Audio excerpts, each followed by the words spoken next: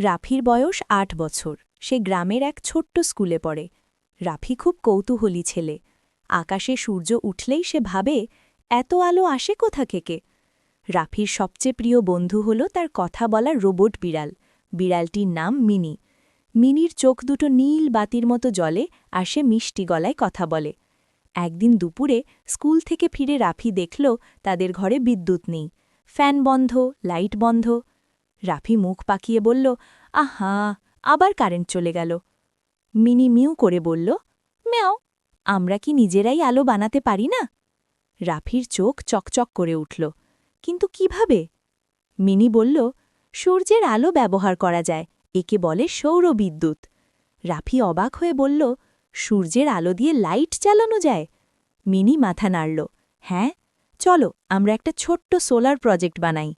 পরদিন রাফি তার বিজ্ঞান স্যার রহমান স্যারের কাছে গেল। রহমান স্যার খুব হাসিখুশি মানুষ। রাফি জিজ্ঞেস করল, স্যার, সূর্যের আলো দিয়ে কি সত্যি লাইট জ্বলে? স্যার হেসে বললেন, অবশ্যই, সোলার প্যানেল সূর্যের আলোকে বিদ্যুতে বদলে দেয়। স্যার তাদের একটা ছোট্ট সোলার প্যানেল, ব্যাটারি আর ছোট বাল্ব দিলেন।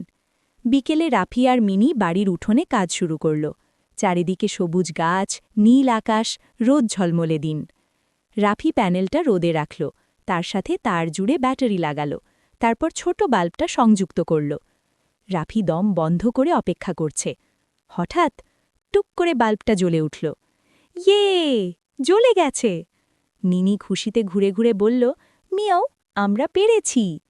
সন্ধ্যায় যখন গ্রামে আবার কারেন্ট চলে গেল, রাফি তাদের ছোট্ট সোলার লাইট জ্বালিয়ে দিল।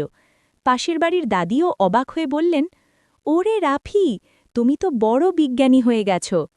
রাফি লজ্জা পেয়ে বলল, আমি আর মিনি মিলে করেছি। পরের সপ্তাহে রাফি স্কুলে সবাইকে দেখালো কিভাবে সূর্যের আলো দিয়ে বিদ্যুৎ বানানো যায়। বন্ধুরা হাততালি দিল। রাফি বুঝল, বিজ্ঞান মানে শুধু বই না, বিজ্ঞান মানে কৌতূহল, চেষ্টা আর নতুন কিছু শেখা। সেদিন রাতে রাফি আকাশের দিকে তাকিয়ে বলল, ধন্যবাদ সূর্যমামা। মিনি মিষ্টি করে বলল, মিয়াও, জ্ঞান ভাগ করলে আলো আরও বাড়ে। নৈতিক শিক্ষা, কৌতূহল আর চেষ্টা থাকলে আমরা প্রকৃতির শক্তি ব্যবহার করে অনেক ভালো কাজ করতে পারি। বন্ধুত্ব আর শেখার আনন্দই আসল শক্তি।